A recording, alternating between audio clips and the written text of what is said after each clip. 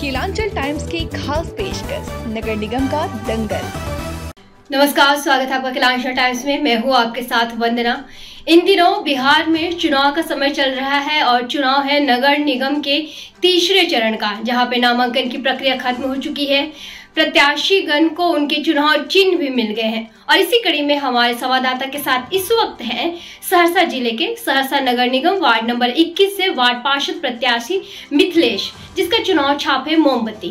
तो आइए इनसे बातचीत करते हैं कि क्या कुछ उद्देश्य के साथ में ये चुनाव में उतरे हुए हैं, क्या कुछ परिवर्तन ये अपने क्षेत्र में लाना चाहते हैं। इन तमाम बातों की जानकारी करने के लिए आइए इस पे एक नजर डालते हैं। केलांचल टाइम्स, हर खबर पर हमारी नजर। नमस्कार, आप देख रहे हैं केलांचल टाइम्स। मैं हूं ओंकार झा।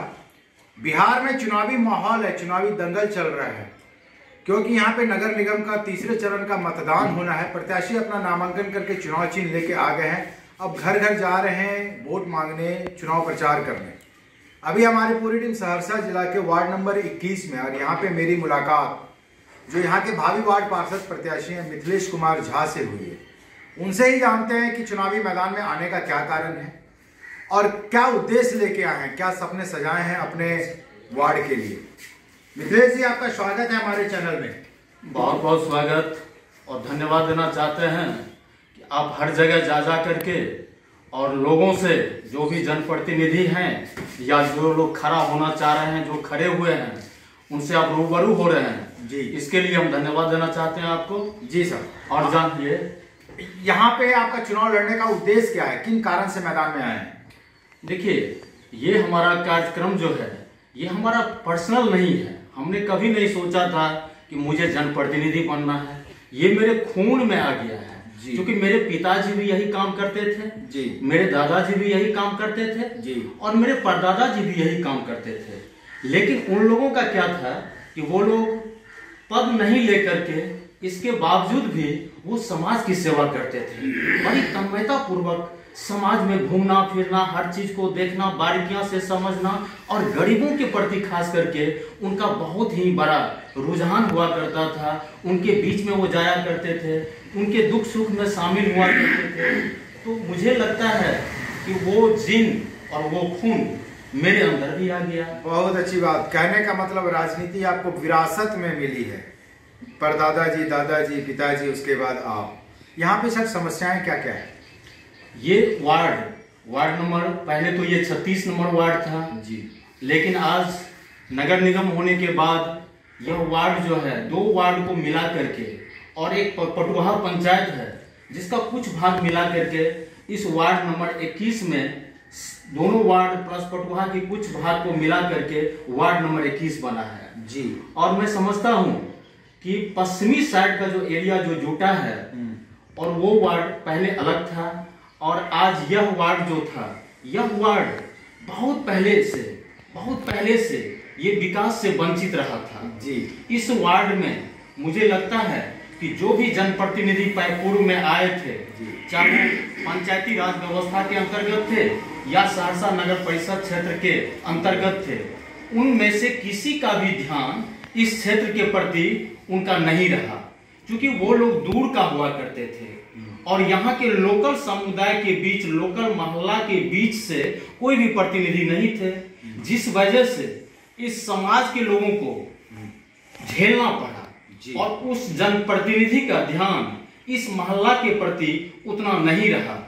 और बात भी कहीं ना कहीं सत्य है कि जो जहां रहते हैं उनका ध्यान उसी तरफ जाता है, उसी मोहल्ला की तरफ जाता है।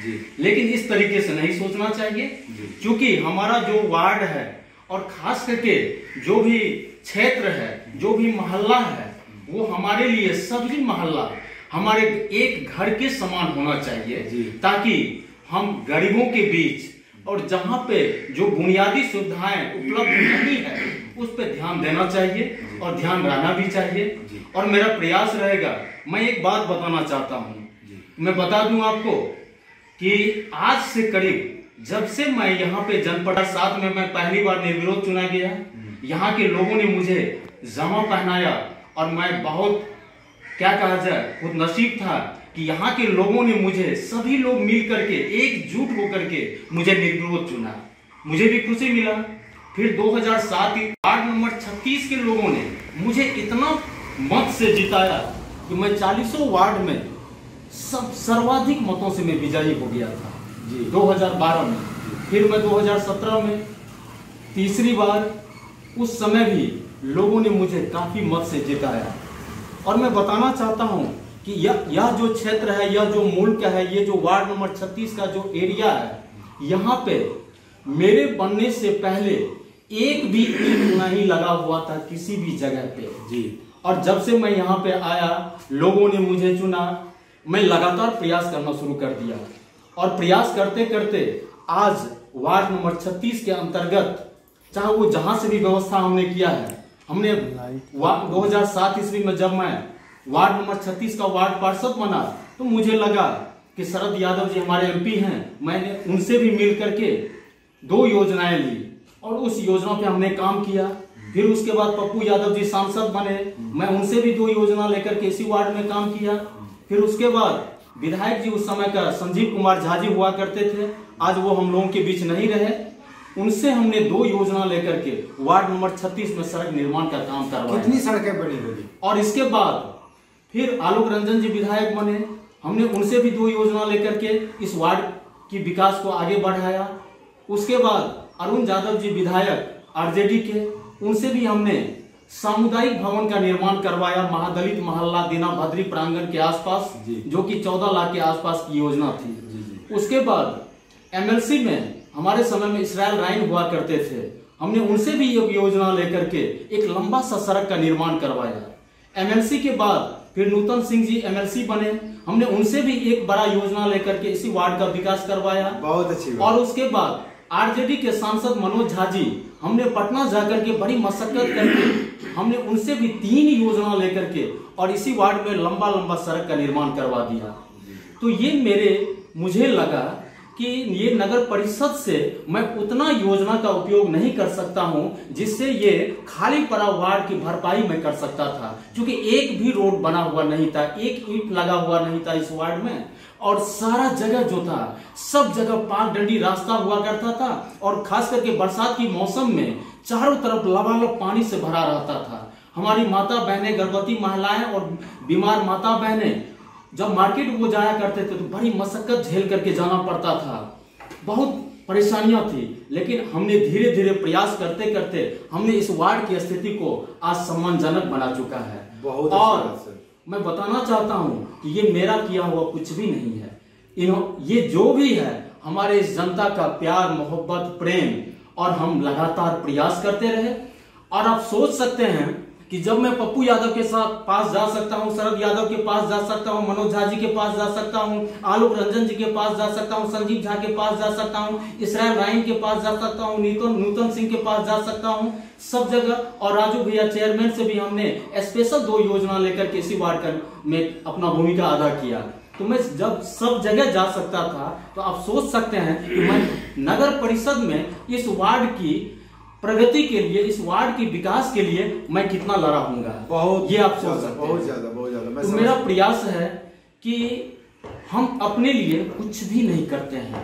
आज भी हमारे पास वही एल्वेस्टर का मकान है, वही टूटा भंगा घर है, और मैं सोचता हूं कि जब मैं इस धरती से चला जाऊंगा तो कम से कम यहाँ का लोग नाम लेते रहे और यह कहे कि मिथिलेश कोई चीज था जिसको हमने बनाया था। 2 मिनट जी। एक समर्थक कुछ कहना चाह रहे हैं, बोलिए ना। मिथिलेश बाबू को जब से मैंने देखा है आज क्षेत्र में, इनको छोड़ करके किसी दूसरे को हम नहीं कैच कर सकते हैं। और मेरी उम्र 70 वर्ष हो गई है, लगता है मैं 125 वर्ष जिंदा रहूंगा। इनसे भेंट होने की बात ऐसा बुझा रहा है कि राजेंद्र बाबू खपरेल के घर में राष्ट्रपति जो गुजर चुके हैं, प्रथम राष्ट्रपति थे, खपरेल के मकान में गुजरे हैं, हमने देखा है, हम उनकी जीवनी पढ़े हैं। इनको ऐसा ही बुझाता है ये दूसरे राजेंद्र बाबू हैं, पढ़ने में उतना नहीं होंगे, उतना नंबर नहीं होगा, लेकिन इनकी कीर्ति हमारे दिल में बैठा हुआ है कि हम 126 वर्ष जिंदा रहेंगे। इनको देखते ही मेरी उम्र बढ़ जाती है और मेरी लिहाज करते हैं इतना कि चाचा आप जो कर रहे हैं मुझे बहुत फायदा होता है, ये कीजिए वो कीजिए। सर जिंदगी में चाय का स्वाद नहीं जानते हैं और मेरी बात ये मानते हैं कि इस मोहल्ले को उतना फैला दीजिए, उतना विकास कर दीजिए कि आपका आसमान चादर है, धरती बिछावन है। हम यही देखते हैं, आपके दरवाजे पर बैठते हैं तो किसी को ऐसी चाहिए, ये चाहिए, इनको कुछ नहीं चाहिए। इनको समाज का विकास, देश का विकास चाहिए और समाज का विकास नहीं होगा तो देश कैसे पहुंचेंगे। अब हमारे जैसे व्यक्ति को ये बाध्य कर दी, चाचा आप मेरे दरवाजे पर बैठिए। नहीं, मेरा दरवाजा नहीं है, आप क्यों कहते हैं मेरे दरवाजे पर बैठिए। हमारा वही खपरेल का मकान है, उसी में जिंदगी गुजारेंगे और हमको 17 जगह मकान है, मैं उसमें नहीं जाऊंगा। वो जानते हैं हमारे बारे में। जी। बस यही कहना चाहता हूँ कि बस इनका आसमान चादर है, धरती बिछावन है। सर इस बार जीतेंगे तो क्या क्या काम होगा? हमारे यहाँ मुख्य रूप से आज भी कुछ समस्याएं हैं जिसको हमने पूरा नहीं कर सका है, लेकिन हमने बहुत प्रयास करते करते वार्ड की स्थिति को जरूर सम्मानजनक बना दिया है। लेकिन यहाँ पे जो भी अभी मूलभूत सुविधा से वंचित लोग हैं, कुछ ऐसे भी लोग हैं, जैसे हमारे यहाँ एक नया नगर भिखारी हुआ करता, भिखारी टोला के नाम से उस शहर के लोग बोलते हैं, लेकिन उसका मूल नाम है नया नगर। और वहां पे बिहार सरकार की लगभग 11 बीघा जमीन है। उस पे तत्कालीन डीएम आज से 30 वर्ष पहले वो लोग उनको वहां पे बसाए थे। तो वहां पे झुग्गी झोपड़ी छोटा छोटा मकान बना करके लोग रह रहे हैं।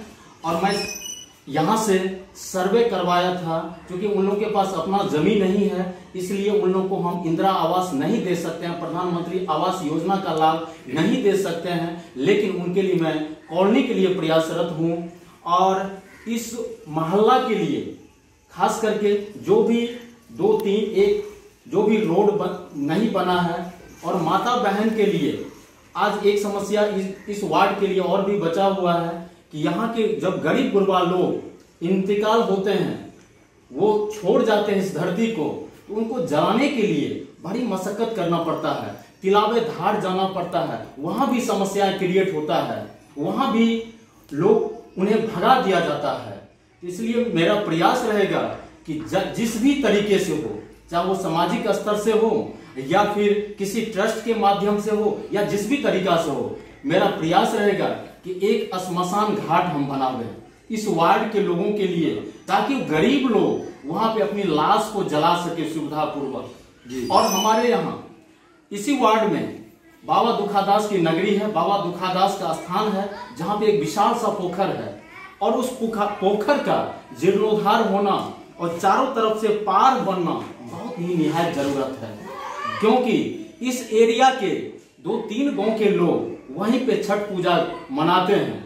तो मेरा प्रयास रहेगा कि दुखादास बाबा की नगरी के बगल में जो पोखर, विशाल सा पोखर है, पार बनवाते हैं, सुव्यवस्थित करवा दें, ताकि आने वाले समय में मेरी माता बहन, आने वाली मेरी बेटियां सुविधा पूर्वक छठ घाट पे छठ मना सकें। इसके अलावा अगर थोड़ा बहुत बिजली की समस्या यदि कहीं कहीं अगर पॉल नहीं लग सका है, मैं उसके लिए प्रयास रहूंगा।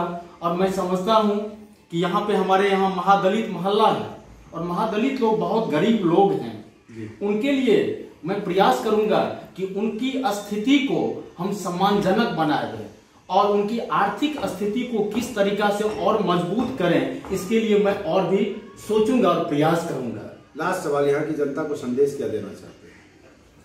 मैं अंत में यही कहना चाहता हूं कि आपने मुझे लगातार मेहनत करके, लगातार प्रयास करते हुए आप 3 बार मुझे जिताए हैं।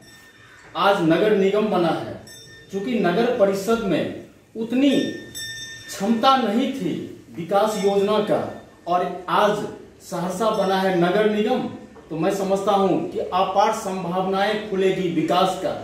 जब आप मुझे नगर परिषद में 3 बार चुने हैं और नगर परिषद से जो मुझे सुविधा और लाभ मिला उसका हमने उपयोग किया, लेकिन आज नगर निगम बना है और मुझे लगता है कि नगर निगम में ढेर सारी सुविधाएं मिलने की संभावना बन सकता है। तो अगर मैं रहूंगा, क्योंकि मैं अनुभवी हूं, मैं प्रयासरत हूं, तो मैं कोशिश करूंगा कि इस वार्ड को बहुत ही सुंदर तरीका से अच्छा बनाने का प्रयास करूंगा और सभी माता बहन बुजुर्ग और जो भी ऐसे भी लोग हमारे समाज में बसे हुए हैं जो काफी सम्मानित लोग हैं। उनका सुरक्षा करना, उनका सम्मान करना और सुरक्षा सम्मान के साथ मैं उनका हर तरीके से विकास करने का प्रयास करूंगा ताकि उन्हें किसी तरह की असुविधा महसूस नहीं हो। इसके लिए मैं लगातार प्रयास करूंगा। क्या नाम है सर आपका? मेरा नाम मिथिलेश कुमार झा। वार्ड नंबर पहले का 36 और नया वार्ड बन गया वार्ड नंबर 21। आपका चुनाव चिन्ह? मेरा चुनाव चिन्ह ईवीएम क्रमांक संख्या 5 पर अंकित मोमबत्तियां छाप। आपने देखा कि हमारे जो प्रत्याशी हैं और यहाँ के निवर्तमान वार्ड पार्षद भी हैं, इनकी सोच बहुत अच्छी है। इनके बारे में लोग कहते हैं धरती बिछावन है तो आसमान चादर है। कहने का मतलब ये धरती से जुड़े हुए लोग हैं, गरीबों का मसीहा बन के आगे आए हुए हैं। बाकी देखते हैं जनता मालिक है, जनता जनार्दन है, इनको फिर कहाँ बैठाती है। फिलहाल बने रहें लालचन टाइम्स के साथ। धन्यवाद। अरे ये कब भैया ऐसे वीडियो देखे जा रहे हो? तनिका सब्सक्राइब कर लो और हाँ घंटा का बटन जरूर दबाना, तब हमारे वीडियो का नोटिफिकेशन सबसे पहले मिलेगा। यहाँ वहाँ का देखा तो हम तुम का ही कहते हैं, जल्दी दबाओ।